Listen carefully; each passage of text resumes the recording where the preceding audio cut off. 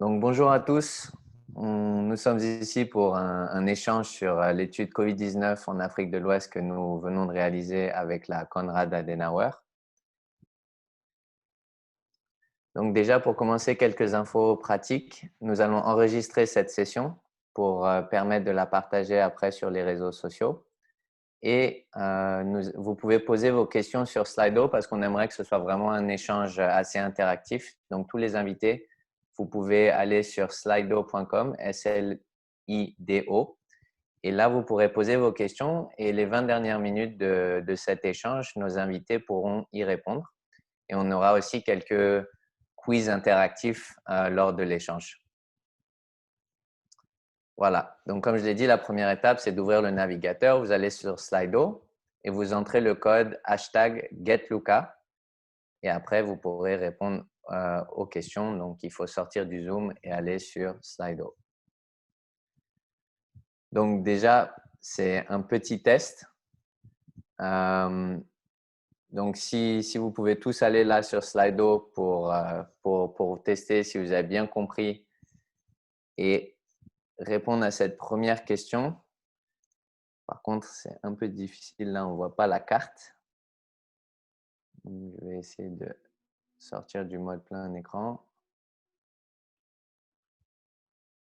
Voilà. Ceci est la carte de quel pays? Juste pour voir si tout le monde est bien en forme, bien réveillé.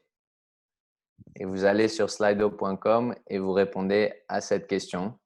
Juste un petit test icebreaker. Donc, on a déjà une réponse, Togo. C'est soit le Bénin, soit le Togo, soit la Guinée. Et s'il vous plaît, vous n'avez pas le droit de tricher en allant sur Internet. Pour l'instant, on est à 67% Togo, 33% Bénin.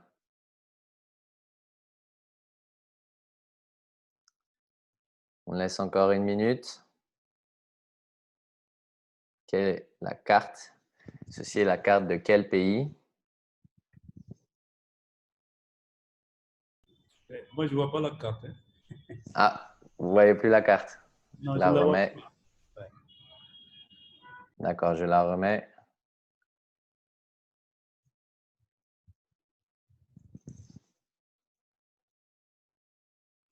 Monsieur Barry, vous voyez la carte?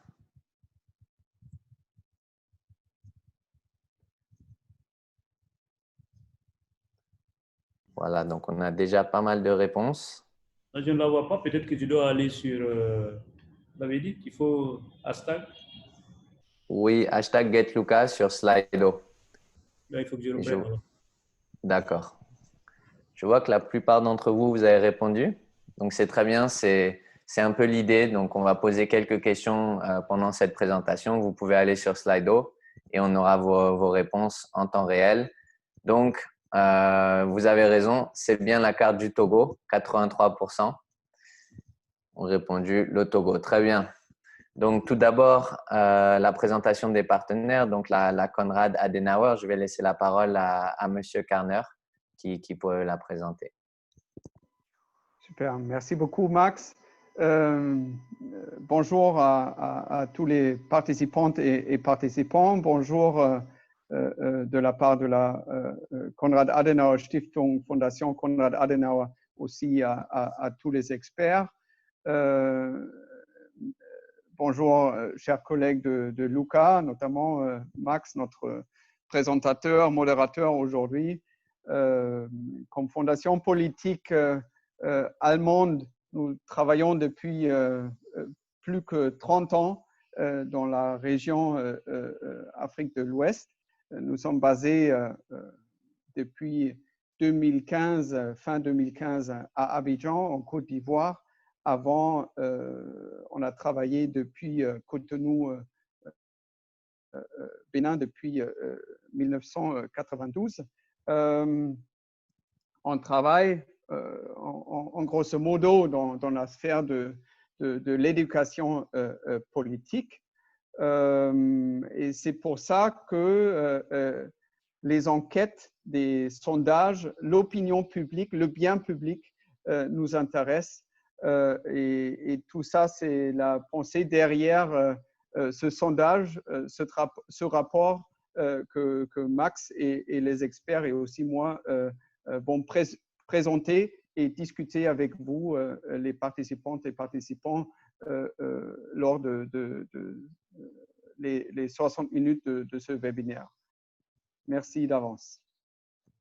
Merci beaucoup, Monsieur Karner. Donc, très rapidement, Luca, nous sommes un service d'études de marché basé à Dakar et présent dans plus de 10 pays africains maintenant, avec 150 enquêteurs en Guinée, au Togo et au Bénin. Et je les salue, ceux qui nous ont rejoints aujourd'hui et qui nous ont permis de réaliser cette étude pour la Konrad Adenauer. Et c'est la deuxième étude que nous réalisons avec la Konrad Adenauer Stiftung. Et Luca est un service d'études de marché qui a été créé par Yux, une agence de design et de recherche panafricaine qui est également basée à Dakar et à Abidjan. Voilà. Donc, comme je l'ai dit, je vais être votre modérateur aujourd'hui et c'est la deuxième étude que nous réalisons avec la CAS. La première était en mai. Nous avons interviewé 500 commerçants et consommateurs pour comprendre leur réaction, surtout l'impact économique du COVID-19 à Abidjan. Donc, cette deuxième étude fait suite à celle-ci. Elle est plus régionale. Donc, elle a eu lieu au Togo, au Bénin et en Guinée. Et nous avons interviewé plus de 1500 personnes en 7 jours. Le programme aujourd'hui, donc les 10 premières minutes, cette petite présentation des intervenants.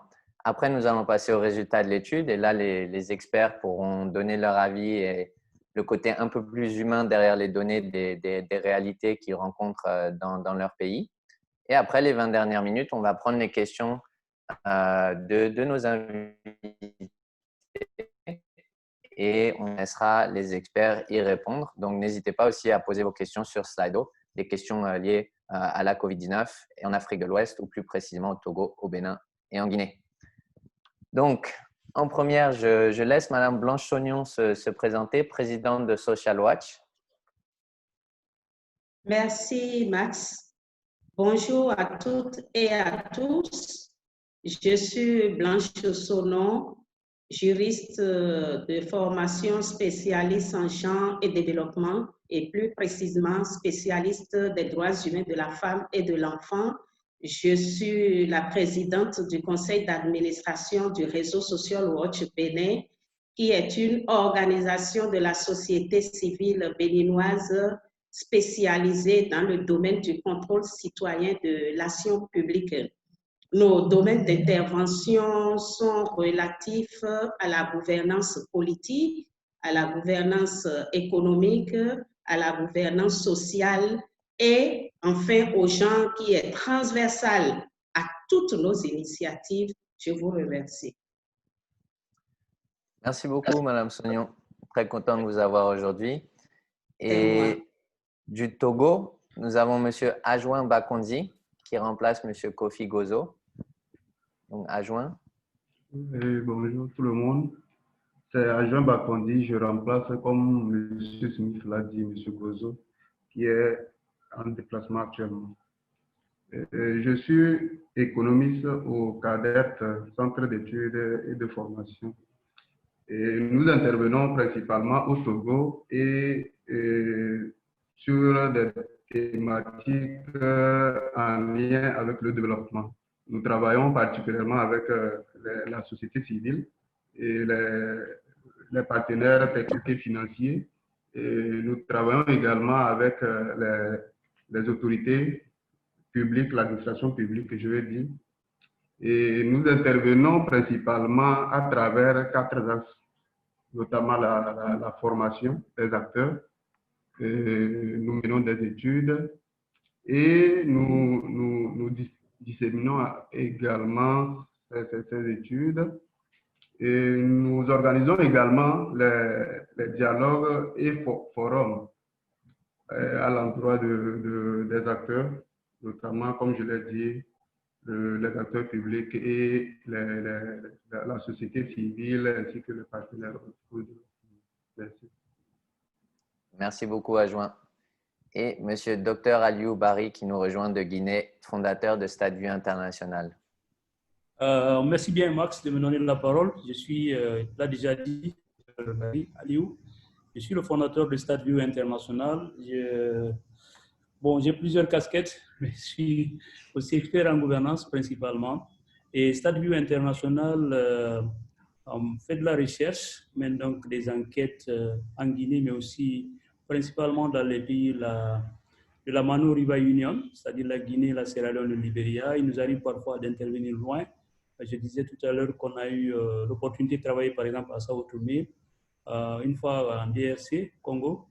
Et donc, je suis très enchanté d'être là. Et notre organisation, particulièrement en Guinée, essaie donc de travailler pour aider le gouvernement à avoir des données permettant d'élaborer de meilleures politiques publiques. Et nous sommes aussi souvent associés au suivi et à l'évaluation des projets et programmes qui naissent généralement à partir des données que nous produisons.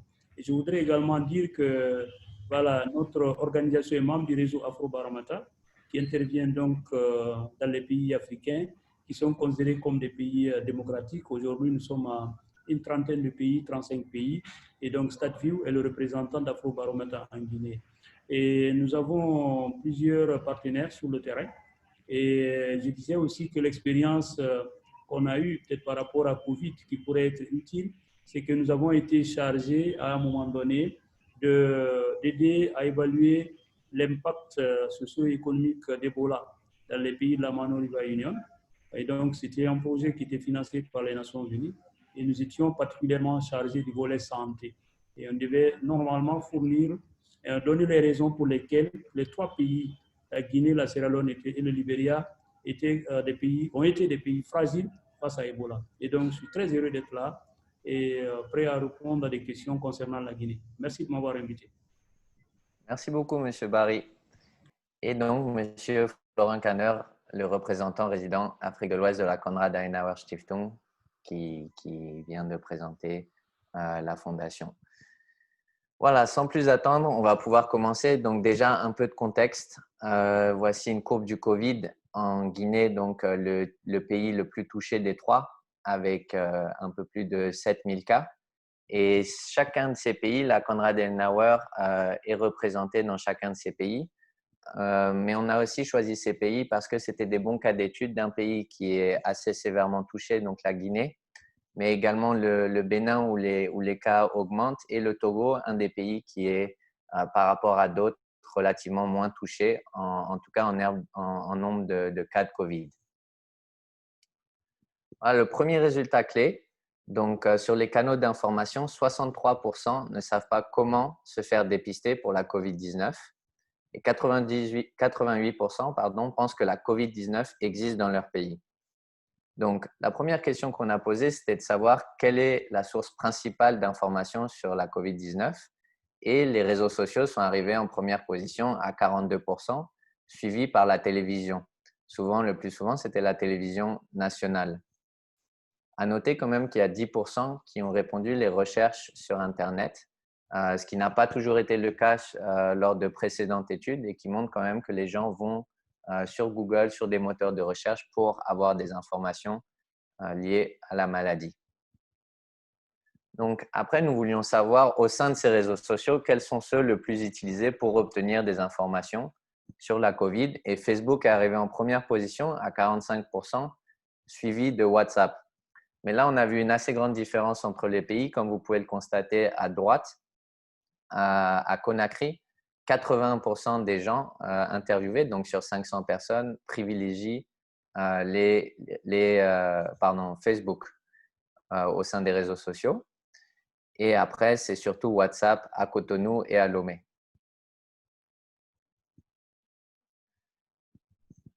Suite à ça, on a demandé est-ce que les gens savent comment se faire dépister. Donc là, on voulait voir aussi si le canal d'information pouvait influencer la connaissance de nos interviewés sur les méthodes de dépistage ou le processus de dépistage.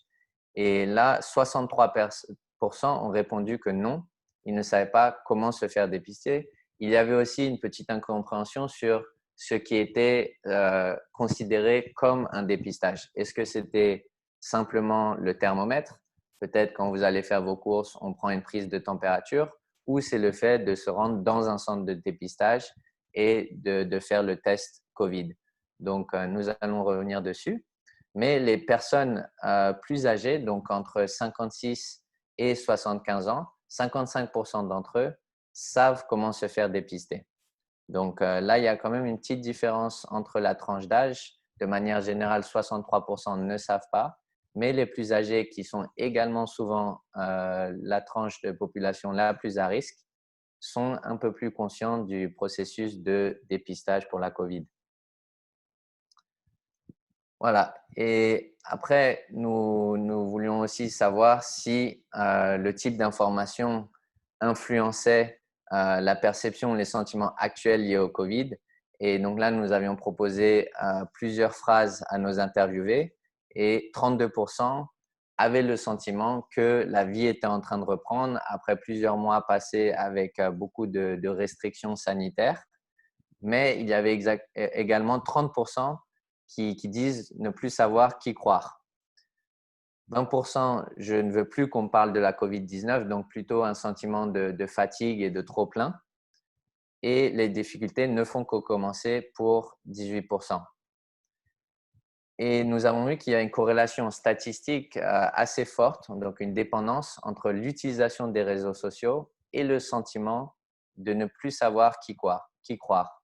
Donc, vous avez, comme nos invités pourront un peu l'expliquer, il y a beaucoup d'informations qui circulent sur WhatsApp et Facebook et il y a toujours la question de quelles sont des fake news ou des informations, disons, un peu plus véridiques. Donc, première question, c'est pour Monsieur Dr Alioubari. C'est déjà de savoir en Guinée, à Conakry en particulier, quel type d'informations sont partagées sur Facebook et WhatsApp. On a vu lors du slide précédent qu'à Conakry, c'était surtout Facebook qui était utilisé par les personnes que nous avons interviewées. Donc déjà, cette première question, quel type d'informations sont partagées sur la COVID sur ces réseaux? Merci bien, merci de me donner la parole. En fait, il y a beaucoup d'informations qui circulent sur Facebook ici à Conakry. Et comme vous l'avez dit, nous-mêmes, dans les enquêtes que nous avons menées, que nous menons avec Afrobaromètre, nous constatons particulièrement au niveau des jeunes que la principale source d'information est en train de devenir, en fait, l'Internet, d'une manière générale, les réseaux sociaux sont en train donc de damer le pion à la radio et à la télévision, d'une manière générale, pour la jeunesse. Donc, ça commence à monter. Et comme vous le savez, la population guinéenne est très, très jeune, puisque l'âge médian ici est de 17 ans. Ce qui veut dire que majoritairement, ceux qui utilisent ces réseaux sociaux-là sont des jeunes. Les personnes âgées ne sont pas assez nombreuses et généralement, ces gens se retrouvent plutôt dans les régions, à l'intérieur, dans certains villages, etc. Donc, ça fait que les jeunes utilisent les réseaux sociaux beaucoup plus naturellement que les adultes. Et ici, effectivement, ce que vous avez trouvé me semble être cohérent, puisque pratiquement tous les jeunes à Conakry ont, si vous voulez, un smartphone. En tout cas, la plupart ont un smartphone à leur disposition. Il y a aussi que les jeunes se retrouvent généralement dans des clubs, des petits clubs restreints, où ils prennent du thé à Taya et d'autres. Donc, ils échangent là, ils discutent chaque matin, de l'après-midi aussi. Pour retrouver un groupe de jeunes, ils prennent du thé, mais ils ne prennent pas que du thé. Ils échangent également, ils parlent de Covid, ils échangent sur les sujets politiques et c'est souvent l'occasion où ils apprennent des informations, ils prennent des informations relatives à Covid-19. Et vous savez que là, avec nos soucis d'électricité ici, puisque récemment, nous avons mené également une étude avec Afrobaromètre, nous nous sommes rendus compte que le taux, en tout cas, l'accès à l'électricité, encore le taux est relativement faible, pour ne pas dire très faible, y compris même à Conakry. Donc, la principale source reste effectivement Facebook, surtout pour les jeunes. Et comme généralement les adultes, les parents, nous avons 51% d'analphabétés, donc ça c'est déjà la majorité de la population, ce qui veut dire que pratiquement la source d'information pour la plupart des adultes, pour ne pas dire des parents, reste les jeunes eux-mêmes, leurs enfants. Et donc ils vont à l'école et il fut un moment, vous savez avec Covid-19, on ne va plus à l'école. Donc la source d'information reste ces clubs de thé là, où les gens se regroupent, ils discutent, ils échangent, et c'est à partir de là, effectivement, que toutes les informations sont véhiculées. Et c'est peut-être pour ça que ça a pris Facebook a pris le devant sur les d'autres sources d'informations possibles. Merci. Tout à fait. Je pense que c'est très bien que vous mettiez en avant le fait que la plupart des informations sont souvent relayées de bouche à oreille. On l'avait vu également lors de la précédente étude avec la CAS à Abidjan. Et là, on s'était focalisé surtout sur les canaux d'information digitaux. Mais effectivement, c'est souvent le cas par bouche à oreille. Et petite question également sur le dépistage. Donc là, on perçoit que 63% des gens ne savent pas comment se faire dépister. Et est-ce qu'il y a un manque d'informations sur le procédé à suivre? Est-ce que le dépistage est stigmatisé? Est-ce que vous pouvez nous en dire un peu plus là-dessus également? Oui. Oui, merci beaucoup. Merci de me redonner la parole. En fait, oui, je pense personnellement qu'il pourrait y avoir deux raisons. La première raison, c'est qu'au départ, il n'y avait pas suffisamment de tests. Donc, il n'y avait que très peu de tests et pour se faire dépister, il fallait absolument se rendre dans un centre unique qui était là, donc à Donka, où les gens devaient aller se faire dépister. Et tout le monde n'avait pas accès donc, à ces tests-là. Et bon, on ne se faisait pas dépister comme ça. Il fallait avoir des symptômes et tout. Et bon, donc il n'y avait pas assez de centres. Hein, donc, et le dépistage communautaire jusque-là n'est pas assez développé. Donc, ce qui fait que les gens se posent toujours des questions. Si je veux me faire dépister, je vais où? Il n'y a que récemment, il n'y a pas très longtemps, que le gouvernement a mis en place, en tout cas, des dispositions ou des dispositifs permettant surtout à ceux qui veulent quitter Conakry pour aller dans les régions à se faire dépister. Parce que vous savez que Conakry est un peu, je voudrais dire, partiellement en quarantaine. C'est-à-dire quand vous vivez à Conakry, si vous devez sortir de Conakry pour aller dans les régions, il faut absolument faire le test de dépistage de Covid. Donc, c'est là qu'il y a eu les tests rapides, il n'y a pas longtemps. Et donc, au moment certainement où vous étiez en train de mener cette enquête-là, il y avait peut-être qu'un ou deux sites, pratiquement, c'est donc cas où tout le monde se rendait et les gens se faisaient dépister. Et ce qui a permis, par exemple, bon, la stratégie qui était utilisée par l'Agence nationale de sécurité sanitaire, donc la NSSS, était le traçage. Hein. C'est-à-dire que quand une personne se faisait dépister à Donka, puisqu'il n'y avait pas la possibilité d'avoir un dépistage communautaire ou d'aller à une échelle plus grande, quand une personne était dépistée, qu'elle était positive, on essaie de faire le traçage. Donc, on essaie de retrouver sa famille, ses contacts pour dépister cela aussi, compte tenu du fait que le test n'était pas suffisamment disponible. Ça, c'est la première raison. La deuxième raison pourrait être toute la psychose qui est née des suites de ce qu'on a vu avec Ebola. Parce qu'avec Ebola, les gens ont été traumatisés. Hein? Les gens ont été traumatisés ici. Il y avait une stratégie qui avait été mise en place qui a fait peur à certaines personnes, puisqu'il était, par exemple, demandé, puisque Ebola, la différence entre Ebola et Covid, c'est que Covid touche particulièrement l'élite. Et donc, ce sont les personnes qui ont un certain niveau de revenus, qui voyagent, qui sont en contact avec ceux qui voyagent, qui sont particulièrement touchés. Ce qui fait que les fausses croyances, le fait que certains pensent peut-être que Covid n'existe même pas, et c'est ce décalage-là, parce que jusque-là, c'est l'élite. Heureusement pour nous ici en Guinée, ce n'est pas arrivé au niveau de la communauté d'une manière générale. Et les gens se disent, mais attends, dans tout ça, on a appris que tel député, tel ministre, tel haut cadre est infecté de Covid, mais nous, dans notre quartier, dans notre communauté, généralement les quartiers pauvres, il n'y a pas de cas. Et comme il n'y a pas le dépistage communautaire pour voir s'il y a des cas dans ces endroits-là, on se fie simplement, comme on l'a dit jusque-là, au traçage. Donc, quand quelqu'un qui est de l'élite est infecté, on essaie de retrouver ses contacts, on fait les tests et ça s'arrête là. Et quand quelqu'un veut voyager, mais qui voyage? C'est généralement encore ces fonctionnaires-là, ces cadres, hein, ces hommes relativement aisés qui bougent, qui quittent le Conakry pour aller dans les régions. Donc, il y a ça. Et je disais par rapport à Ebola, il y a eu des moments où une stratégie avait été mise en place, où on demandait à chacun de dénoncer, par exemple, s'il sentait qu'il y avait un voisin qui développait des symptômes ou s'il avait une connaissance qui développait des symptômes. Cette stratégie avait été mise en place et dans ça, il y a eu beaucoup d'accusations. Hein. Il y a eu beaucoup d'accusations. Les études que nous avons menées après nous ont amené à comprendre, puisqu'il y avait une forme d'incitation qui était mise en place quand vous dénoncez quelqu'un qui avait Ebola, vous avez une certaine... voilà, on vous offrait quelque chose. Et donc, ça a contribué effectivement à mettre la psychose. Et les gens ont peur. Les gens pensent que peut-être c'est un peu comme un Ebola, c'est dangereux, etc. Donc, c'est ce que je peux dire pour l'instant. Peut-être que plus tard, je pourrai encore donner des arguments. Merci. Merci beaucoup, M. Barry. C'est très édifiant. Est-ce que on a un autre invité qui aimerait intervenir sur ce sujet? Et sinon, on avance vers les perceptions liées à la COVID. Très bien. Merci beaucoup, Monsieur Barry. Donc, pour le deuxième résultat clé, cette section était vraiment sur le thème de la perception. Pour 61% des personnes que nous avons interviewées, le virus a été créé en laboratoire.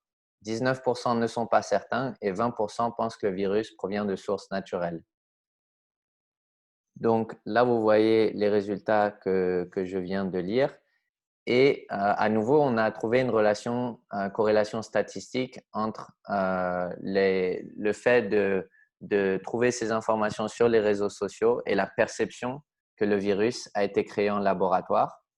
Je dois dire que lors de la première étude avec la CAS à Abidjan, la plupart qui pensaient que le virus a été créé en laboratoire étaient les jeunes. Comme l'a dit M. Barry, c'est souvent eux qui sont le plus actifs sur les réseaux sociaux. Et donc, c'était même les jeunes qui étaient éduqués, qui avaient souvent un diplôme universitaire, qui avaient la perception que le virus a été créé en laboratoire. Et là, vous voyez, entre chaque ville, c'est particulièrement à Conakry et 30% à Lomé qui pensent que le virus provient de sources naturelles. Voilà. Et c'est important au-delà de parfois l'aspect un peu polémique de cette question, mais c'est aussi, comme vous pouvez le voir dans le verbatim en bas à droite, depuis que j'ai découvert que le virus a été créé en laboratoire, je ne considère même plus l'idée de me faire vacciner. Donc, on va y revenir, mais comme M. Barry l'a dit, il y a une certaine psychose autour de la maladie, que ce soit le dépistage, que ce soit une potentielle vaccination. Et souvent, cela est né du fait que certains pensent que le virus provient de sources non naturelles et donc qu'il aurait été créé en laboratoire. Donc, s'il y avait un vaccin demain, seriez-vous prêt à vous faire vacciner? 46% ont répondu oui, mais la majorité, à 49%, ont répondu non. Donc, 62% de ceux ayant plus de 56 ans seraient prêts à se faire vacciner. Comme lors du slide précédent, dans la première section, on a constaté qu'une certaine tranche d'âge, donc les personnes plus âgées, étaient plus promptes à se faire vacciner si demain il y avait un vaccin de disponible. Voilà, donc on revient à notre Slido, slido.com, vous entrez #GetLuca et vous pouvez répondre à cette question. S'il y avait un vaccin demain, seriez-vous prêt à vous faire vacciner? Après, on pourra un peu en discuter et nos invités pourront nous dire aussi pourquoi il y a une telle réticence autour d'un potentiel vaccin et qu'est-ce qui alimente cette réticence.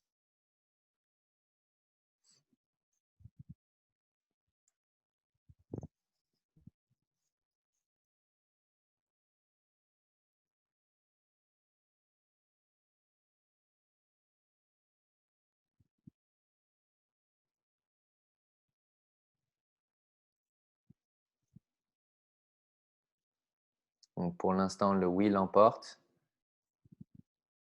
Encore une petite minute. Si vous allez sur slido.com, vous pouvez donc répondre en temps réel et on verra vos résultats.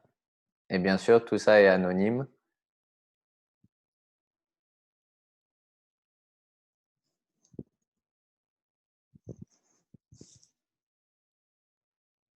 D'accord, on va prendre les dernières réponses et on va continuer.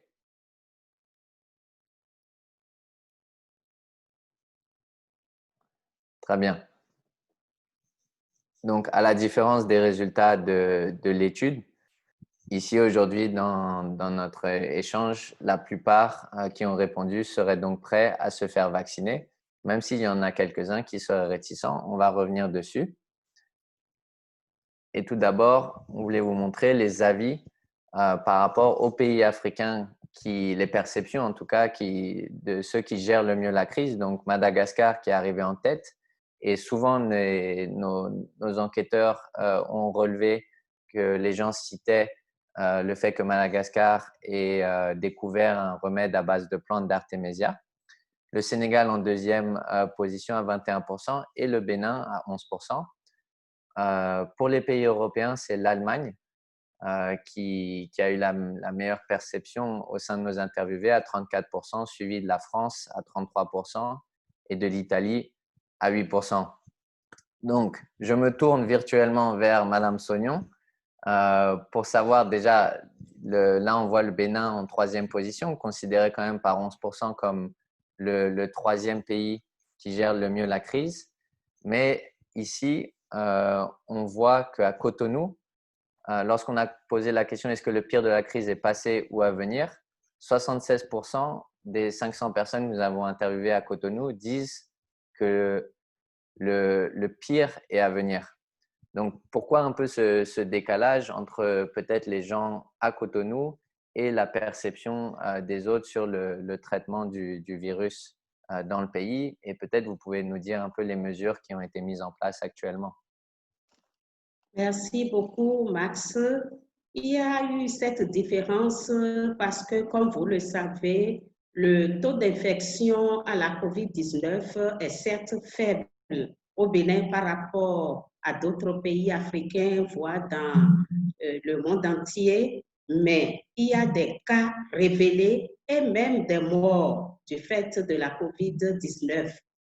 Il y a eu ce décalage aussi en raison des mesures prises par le gouvernement, les mesures anti-Covid prises par le gouvernement, parce que, comme vous le savez, le Bénin n'a pas opté pour un confinement total, compte tenu de la caractéristique fondamentale de notre économie, qui est presque une économie de subsistance. Donc, la plupart des Béninois, surtout les femmes et les jeunes, vivent sur des revenus de la veille.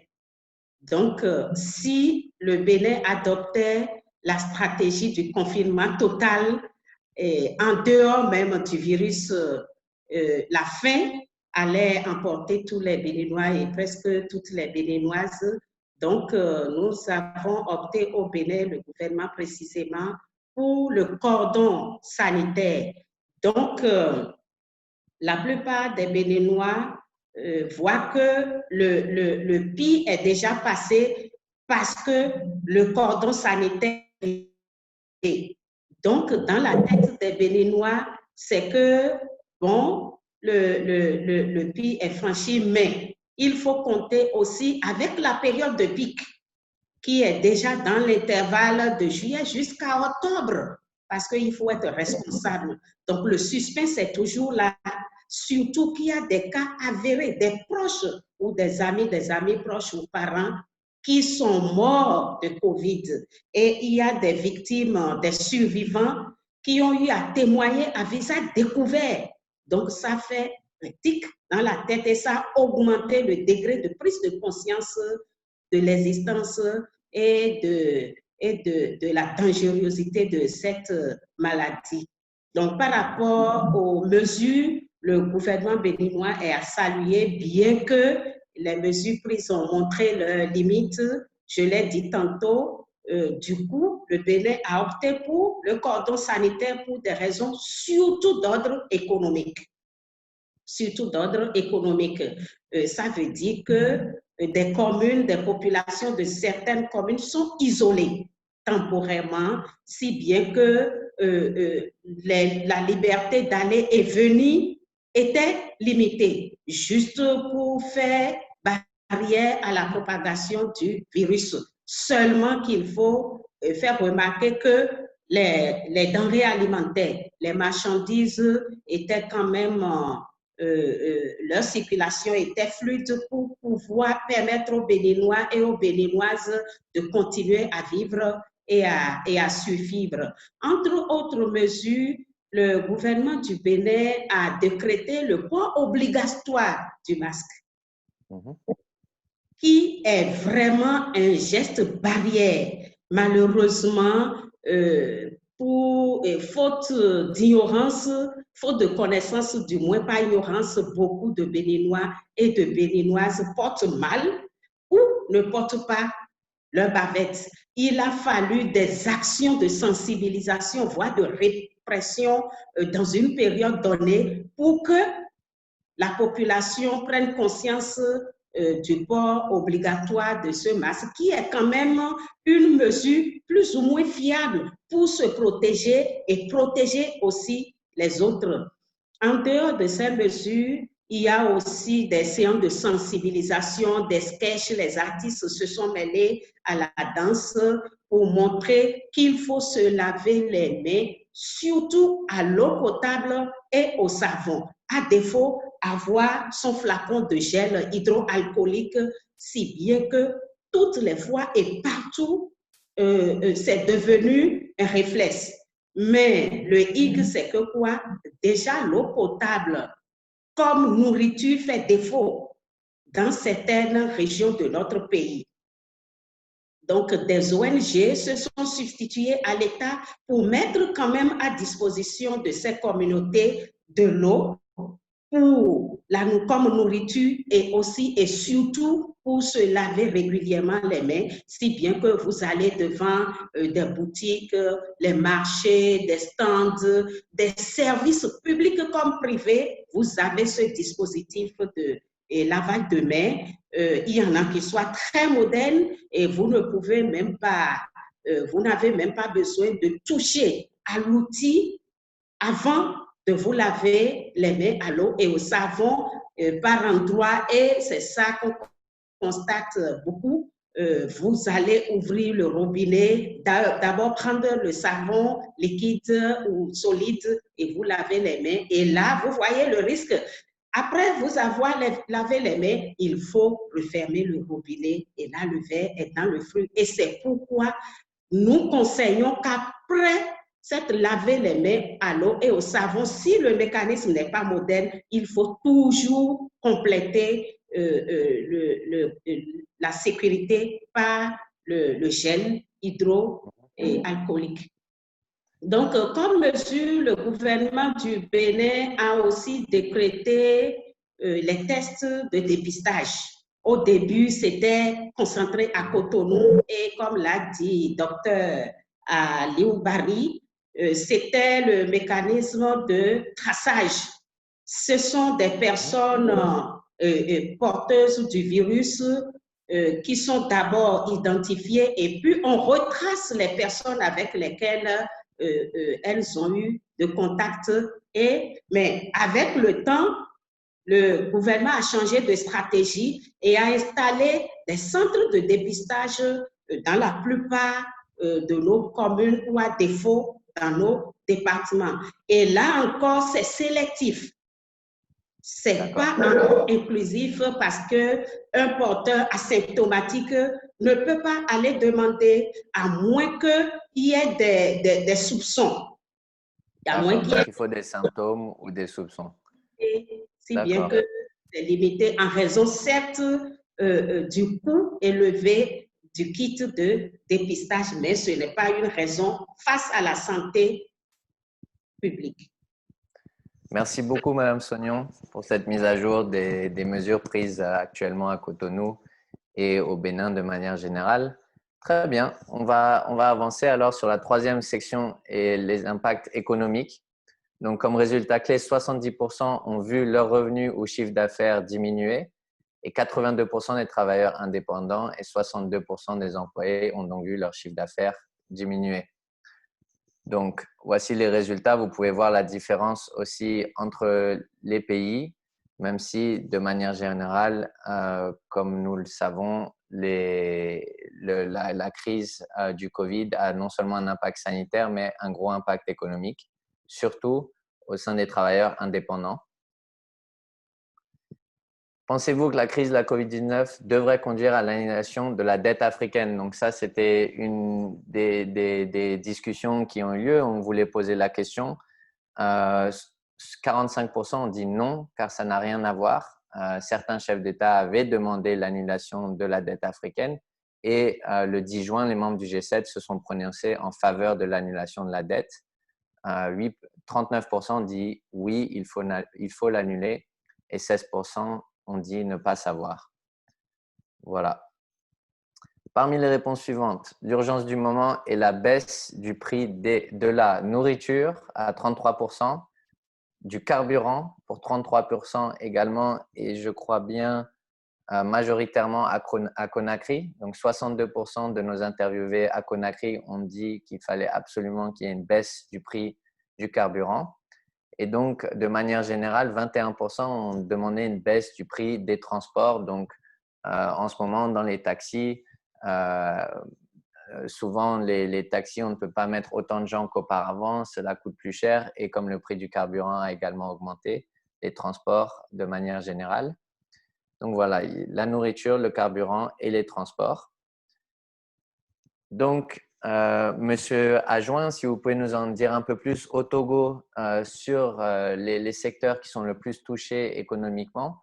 Donc, on pense surtout aux travailleurs indépendants. Je pensais aux émigrants, donc aux taxis-motos. Je ne sais pas si actuellement, ils peuvent toujours prendre des passagers comme avant. Les femmes dans les marchés également, est-ce qu'elles peuvent continuer à mener leur activité? Est-ce que vous pouvez nous en dire un peu plus sur la situation à Lomé actuellement?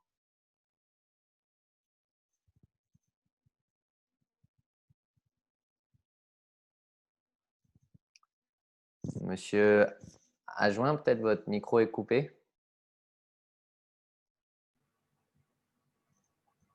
OK, merci, Monsieur Smith. Au départ, à la découverte du premier cas le 6 mars dernier, des mesures ont été prises, notamment les mesures d'urgence. Et là, les activités ont été stoppées. Le Togo a opté pour le semi-confinement, donc pas un confinement total, étant donné la réalité économique du Togo. Donc, il y a certaines activités qui étaient carrément arrêtées, notamment les émigrants, comme vous venez de le dire, étaient interdits de déplacement. Et également aussi, il y avait les hommes de métier qui n'avaient plus accès à leurs services. Et suite à ça, le gouvernement a jugé pertinent d'aider ces derniers à travers le programme Novici, et qui consiste à un transfert monétaire à ces différentes couches.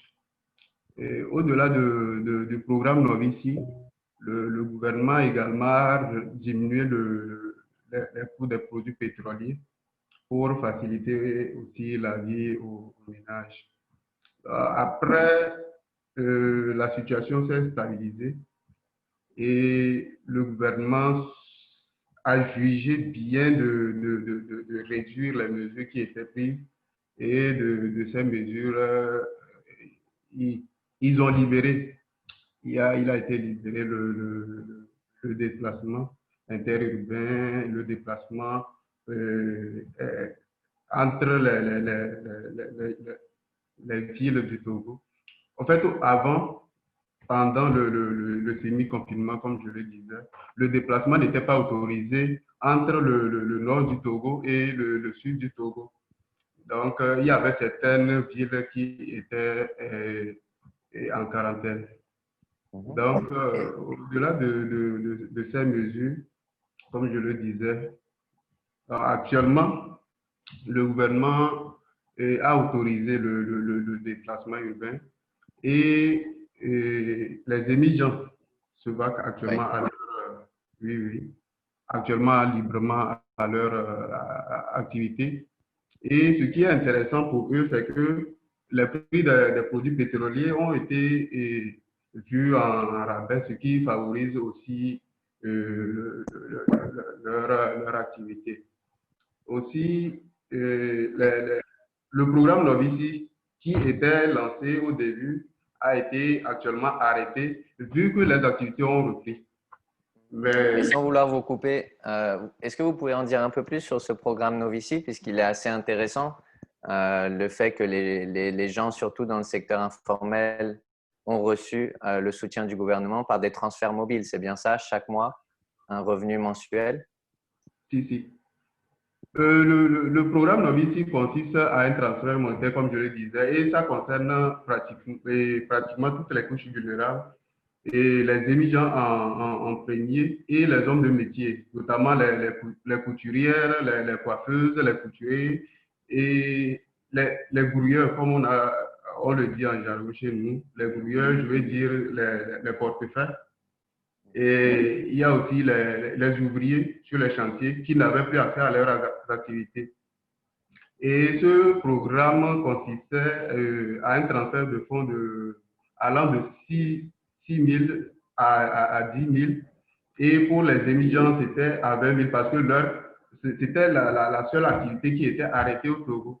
On avait pratiquement interdit le transport public et le transport urbain. Donc, eux, ils étaient à 20 000 le mois et c'était en 2 tranches.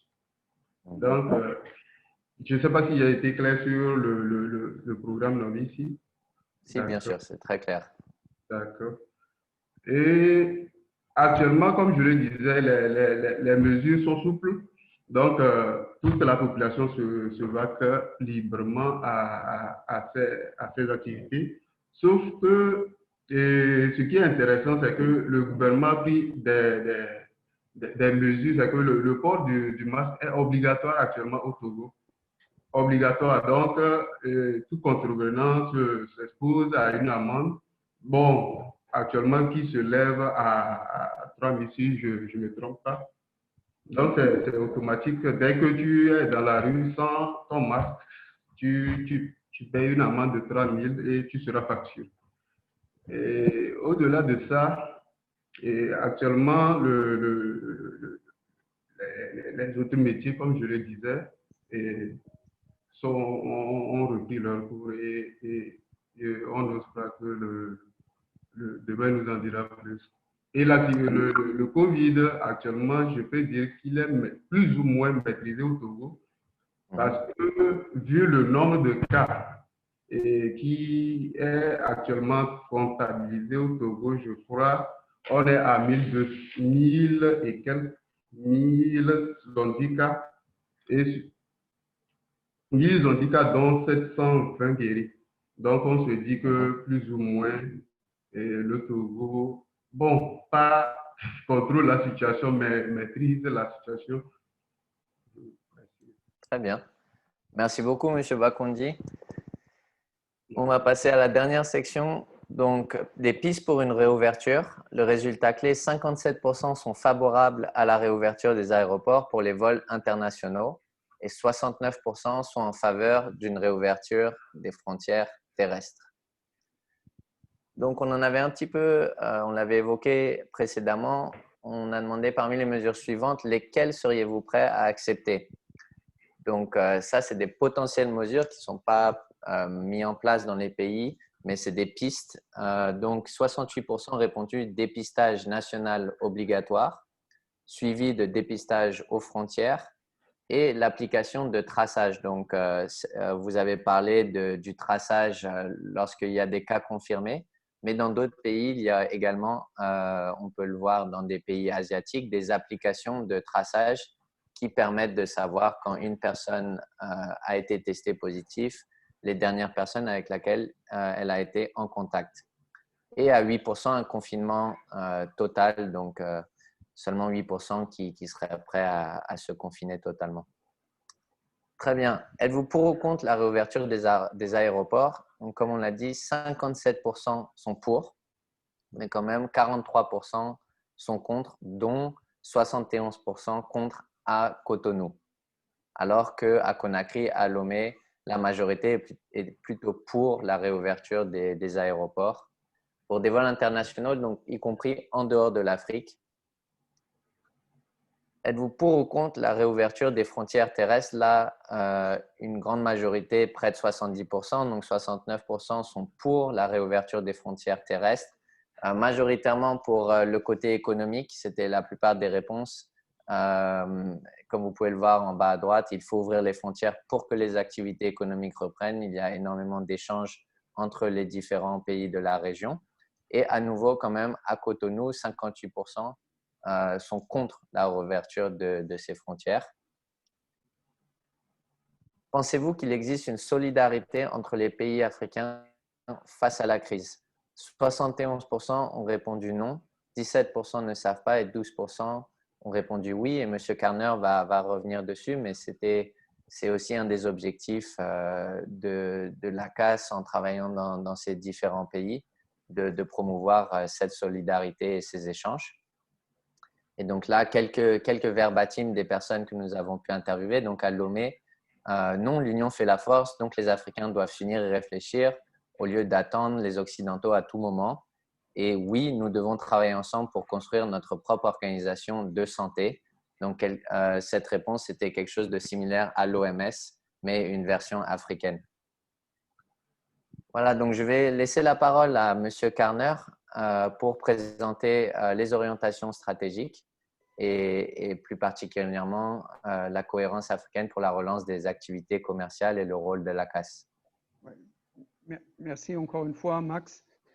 Très rapidement, parce que je crois il vaut la peine de passer à l'étape où les participantes et les participants puissent nous poser des questions. Deux mots. Pourquoi on fait un tel travail avec vous, Lucas? Je crois, tout d'abord, on a un objectif commun, c'est connaître et mesurer l'opinion publique. Et pourquoi ça? Je crois, Dr. Barry l'a déjà dit, l'idéal, c'est une meilleure politique publique après, sur la base de cette opinion publique. Cette opinion publique, aujourd'hui, se présente dans des différentes formes. Et je crois que les gouvernants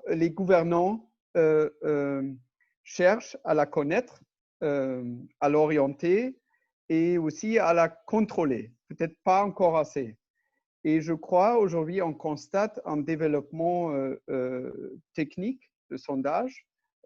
Par exemple, aujourd'hui, Lucas peut gérer un réseau des enquêteurs énormes qui n'était pas possible peut-être à l'époque.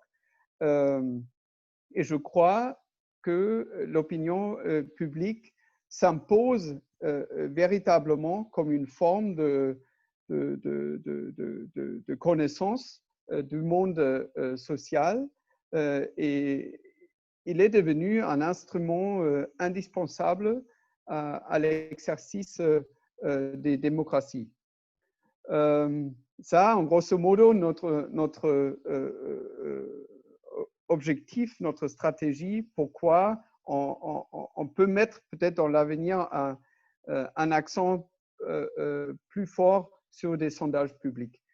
Deuxièmement, comme fondation politique allemande, au cœur de l'Europe, nous sommes très caractérisés et très marqués par l'intégration européenne. On y croit, on croit à ce mode de fonctionnement, à cet ensemble d'un groupe de pays.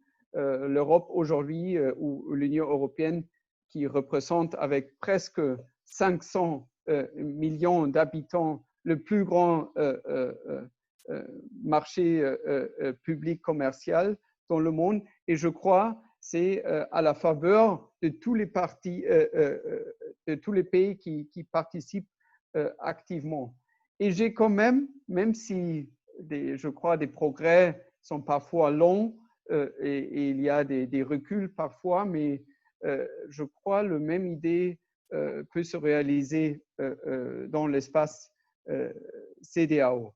Et je crois qu'en programme régional, on essaye d'être une plateforme où cette idée d'intégration économique régionale, cette idée d'intégration régionale, aussi cette idée d'identité régionale puisse se développer. Et c'est pour ça qu'on a réussi dans ce cas-là, ces 3 pays francophones, aussi pour montrer, oui, on est confronté à un problème transversal. C'est le Covid qui ne s'arrête pas aux frontières et qui va causer après des mêmes défis et des problèmes un peu partout en Afrique de l'Ouest. Et je crois une fois on a des bases solides, des données solides, c'est peut-être aussi le moment de réfléchir sur un niveau régional, et par exemple l'UEMOA ou la CEDEAO, de réfléchir à des mesures partagées, des mesures communes pour créer aussi une sorte de solidarité entre les pays. Et je crois l'espace CEDEAO qui doit être entre 330 millions et 350 millions d'habitants, c'est quand même un espace énorme qui est confronté à beaucoup de défis similaires. Et c'est pour ça on essaie de travailler avec nos différents partenaires sur place. Merci beaucoup, M. Karner, sur les objectifs donc, de la CAS et l'importance de la recherche dans vos activités. Et on est très content de vous accompagner. Et oui, ce que j'ai oublié, c'est grâce à Luca, et je suis très sérieux, là, on a trouvé un partenaire jeune, il faut aussi le dire, vous êtes plus ou moins nouveau sur le marché, mais je crois, même après deux projets de coopération, on a bien le sentiment qu'on a trouvé un partenaire excellent à l'auteur d'un niveau de travail et c'est très bien et je crois on va poursuivre cette piste ensemble. Merci encore. Merci beaucoup, M. Karner. Donc, j'en profite aussi pour féliciter les enquêteurs, Luca en Guinée, au Togo, au Bénin, donc 30 enquêteurs au total qui ont pu récolter donc, ces résultats en une semaine, les 1500 personnes interviewées. Et maintenant, on va passer aux questions, donc les questions des invités pour les experts. Et c'est Mam qui va pouvoir vous lire les questions et on pourra avoir un peu de temps pour y répondre. Mam, je te laisse la parole, s'il te plaît.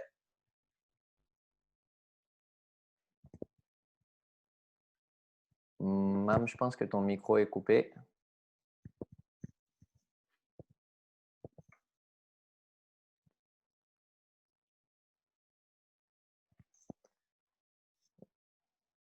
Ou sinon, peut-être Angèle. Je ne sais pas si Mam nous entend. On va vérifier. Bon, on a un petit problème de connexion avec Mam. Je pense avoir accès au Slido également. Donc, je peux aller voir. Alors, première question pour Madame Sonon. Quels sont les meilleurs canaux pour sensibiliser les femmes sur la COVID et les méthodes de dépistage?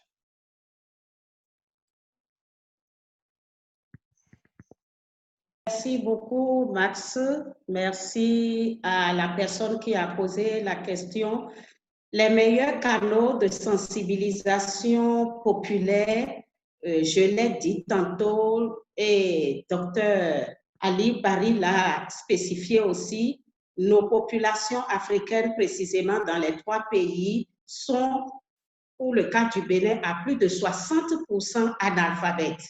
Le cas échéant, il faut choisir des canaux indiqués de sensibilisation comme les sketchs, des émissions radio diffusées, des séances grand public de sensibilisation et de proximité. Et aussi la stratégie de bouche à oreille. Et surtout mettre l'accent sur les conséquences sanitaires, économiques et autres. Et aussi penser aux personnes à besoins spécifiques.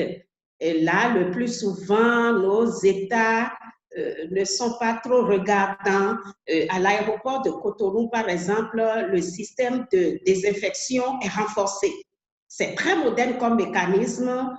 C'est installé récemment. Malheureusement, les personnes vivant avec un handicap auront des difficultés à bénéficier de ce joyau.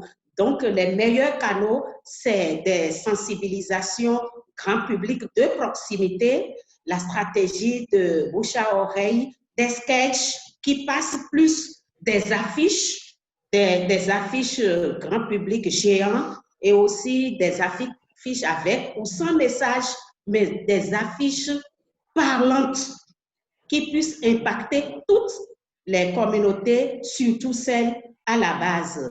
Donc, il faut impacter aussi les enfants qui sont des fois porteurs, mais qui ne développent pas la morbidité, mais qui la transmettent à leurs parents ou à leurs proches de façon générale. Donc, les canaux les plus indiqués, nous l'avons vu pour le cas du Bénin, c'est le réseau social WhatsApp. Il faut aussi, et là, je remercie et félicite la société civile béninoise et les partenaires au développement qui nous accompagnent. Beaucoup d'outils ont été développés dans ce sens et postés sur les réseaux sociaux comme WhatsApp, qui est devenu accessible aujourd'hui à beaucoup de personnes. Au départ, c'était les jeunes surtout et les jeunes lettrés et ou alphabétisés, mais aujourd'hui, en raison de la cible de la maladie, qui est surtout les personnes âgées, et cette tranche d'âge s'est intéressée aux réseaux sociaux et plus précisément aux messages postés dans les groupes sociaux, si bien que les informations passent très fréquemment. Aussi, il faudrait réviser à la baisse le coût des bavettes, les masques, et les rendre vraiment obligatoires parce que les textes de loi sont pris dans notre pays, mais leur application pose le problème. À un moment donné, le gouvernement a adopté la stratégie de sensibilisation et était passé à la phase de répression. Mais ça n'a duré que dans nos marchés, parce que les marchés ne sont pas fermés et c'est pourquoi moi je dis qu'il y a une force qui protège nos populations africaines et plus précisément au Bénin. Les marchés s'animent et allez-y voir les comportements, excusez-moi du peu de mots, irresponsables que nous adoptons. Que ces sensibilisations doivent être itinérantes donc, et impacter le grand public pour que l'économie puisse redémarrer et garantir aussi la santé publique. Merci, Max. Merci beaucoup, Madame Sognon. Donc, comme vous pouvez le voir, il y a d'autres questions qui sont arrivées. Pour les trois intervenants, comment voyez-vous la pandémie évoluer compte tenu des effets d'une deuxième vague qui sévit dans nos pays africains? Et peut-être que je vais donner cette question au docteur Alioubari. Il y a peut-être même des parallèles avec la crise de Ebola. Donc, docteur Alioubari, si vous avez un mot à dire sur cette question. Merci Max de me donner la parole. Oui, je pense qu'il n'y a pas à être pessimiste pour l'Afrique par rapport à la deuxième vague. Vous savez que c'est quand même surprenant quand on voit les statistiques pour ce qui concerne le Covid-19 en Afrique. Aujourd'hui, si je ne me trompe pas, il y a 65 000 cas de Covid qui ont été répertoriés en Afrique et 1800 décès. Donc, c'est quand même un chiffre relativement modeste par rapport à ce qui se passe ailleurs. Je pense peut-être qu'il y a à apprendre en Afrique. Il y a peut-être des choses qu'il faut apprendre en Afrique. Certes, nous sommes des pays fragiles, mais je crois que l'Afrique a été plusieurs fois secouée par des épidémies, par des vagues. Et cela a dû amener nos gouvernements et même nos populations à mieux se préparer à des situations pareilles. Et donc, je ne suis pas tellement pessimiste, mais je voudrais rejoindre Madame Sognon du Bénin pour dire quand même que nos gouvernants doivent continuer à imposer justement ces mesures barrières-là. Les mesures barrières doivent continuer. Ce n'est pas parce que nous avons des statistiques reluisantes que nous devons commencer ou continuer à dormir sur nos lauriers. Nous devons comprendre que la pandémie n'est pas partie. Et comme on le dit aujourd'hui, le monde entier est devenu une planète, c'est même, on peut dire un pays, parce que tout se tient aujourd'hui. Donc, il suffit, par exemple, qu'il y ait un problème quelque part dans le monde, ça concerne tout le monde. Je pense quand même que nous devons continuer, puisque les mesures qui sont là, comme un porte-fruit, en tout cas en Guinée, mais aussi ailleurs, puisque si je prends le cas de la Guinée, nous avons C'est vrai, 6 000 et quelques 7 000 cas d'infection, mais très peu de décès, puisqu'on a moins de 100. Donc, c'est quand même des leçons apprises par rapport à Ebola. Je pense personnellement, je recommanderais même qu'on ne baisse pas la garde, qu'on continue jusqu'à ce qu'il y ait extinction partout dans le monde. On ne peut pas dire que c'est fini en Afrique tant que ce n'est pas fini ailleurs. Merci. Merci beaucoup, Dr Barry. Et il y a plusieurs questions sur les fausses informations qui circulent. Donc, une particulièrement pour M. Karner. Quelles sont les mesures à prendre pour lutter contre les mauvaises informations qui influencent le relâchement des populations? Merci, Max. Oui. On a tout vu, le slide, la statistique, comment les réseaux sociaux servent comme source d'information aujourd'hui. A priori, je trouve que c'est une bonne chose, mais il y a le grand défi de vérifier ces informations. Ce que je constate d'ici Abidjan, il y a un énorme intox, un énorme pourcentage de fake news autour de COVID-19. C'est pour ça on a vraiment augmenté nos activités avec des journalistes autour de ce sujet, même autour des autres sujets comme des sujets classiques pour une fondation politique comme des élections, etc.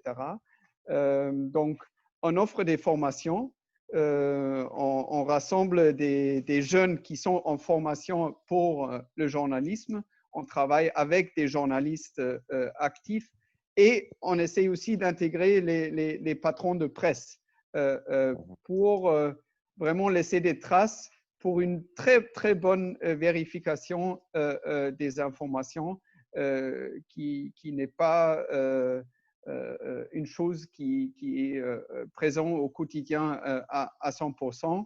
On fait ça dans le cadre des formations, mais aussi dans les sessions radio, par exemple bientôt avec la radio de la paix ici à Abidjan, où on va consacrer sur un format une fois par semaine 30 minutes à la lutte contre des fake news.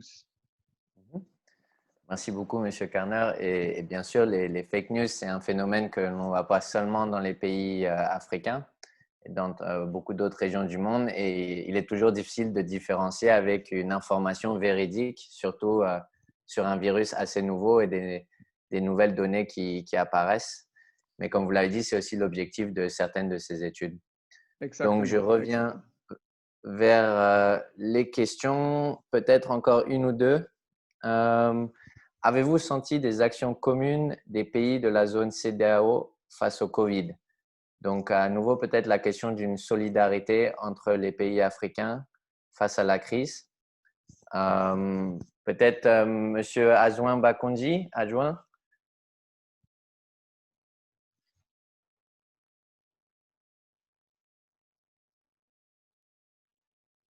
Adjoint peut-être votre micro. Sinon, il y a aussi la question sur quelle industrie a été la plus touchée par cette pandémie. Donc, au Togo, plus précisément. Comme vous voulez. D'accord. Pour la première question, je disais que les mesures prises par la plupart des pays sont de quatre types. D'abord, ça a été des mesures individuelles. Il s'agit des mesures de prévention, les mesures d'urgence, les mesures d'atténuation et les mesures prises par les institutions de la CEDEAO. Donc, les mesures communes et les mesures individuelles concernent particulièrement la mise en place des cellules dédiées à la COVID et la mise en place des numéros vers les sensibilisations dans chaque pays, et la mise en place des fonds consacrés à la riposte, et les fermetures des frontières qui ont été individuelles mais qui ont aidé tous les pays à circonscrire la maladie. Et les mesures, bon, il y a plein de mesures que je ne vais pas tout citer. Maintenant, les mesures de soutien des institutions ont été, on peut le dire,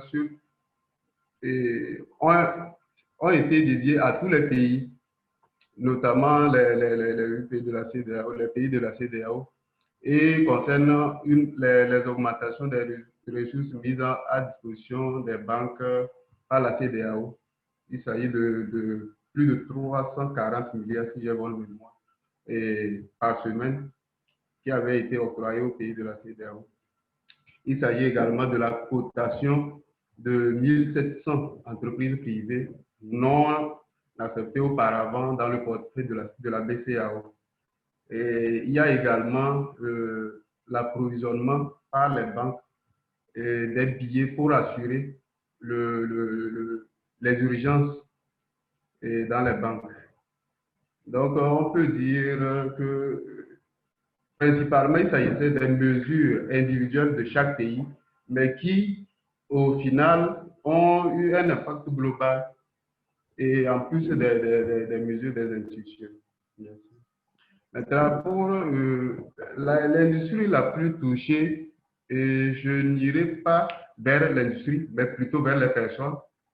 Et la COVID a touché pratiquement tout le monde.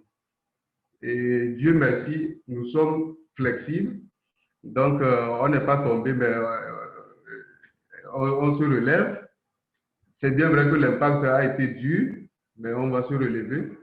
Et les personnes les plus touchées, comme je l'ai dit tantôt, sont les débrouillards.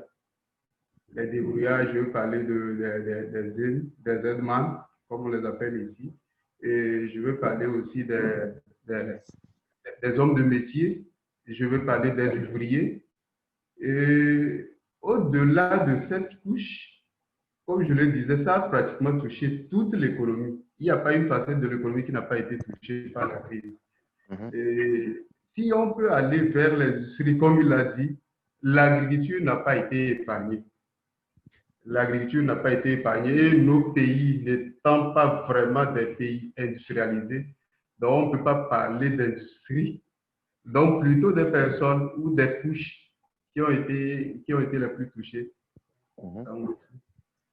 Oui, comme vous l'avez dit, ça reflète aussi les résultats de l'étude où 82% des travailleurs indépendants, donc les émigrants, les taximotos et ceux particulièrement dans le secteur informel, ont été le plus touchés. Et bien sûr, ça ne veut pas dire que le reste ne l'ont pas été. Je pense qu'on a déjà pris pas mal de questions. Ça fait plus d'1 heure qu'on est ensemble. Donc, peut-être qu'il y a des derniers commentaires de la part des experts, de nos invités. Et sinon, vous pourrez retrouver le rapport. Il est disponible en ligne sur le site de la CAS et le site de Luca. Et n'hésitez pas à envoyer vos questions aussi par email et on pourra les faire suivre à nos invités. Donc, peut-être que M. Kerner, vous avez un dernier mot pour nous tous, pour nous souhaiter une bonne journée ou plus. Oui, en tout cas, c'était un plaisir. Merci beaucoup pour la participation active à tous les 3 experts. Félicitations pour nous donner des orientations, des résultats. Je crois que c'était très, très utile et apprécié aussi des participants et participantes. Je veux aussi souligner les données sont là, le rapport est là. Nous, comme fondation, on a déjà fait un grand travail de diffusion. Je voudrais vous encourager de faire le même. Nous aussi, on utilise notre réseau de haute catégorie, je dirais, de passer ces messages de ces enquêtes aux acteurs clés de la politique. À la fin, c'est à eux de s'approprier et de s'informer, mais je crois le plus un tel produit de haute qualité est diffusé, le mieux c'est. Le prochain projet de travail va suivre. Et comme on dit ici en Côte d'Ivoire, on est ensemble. Merci.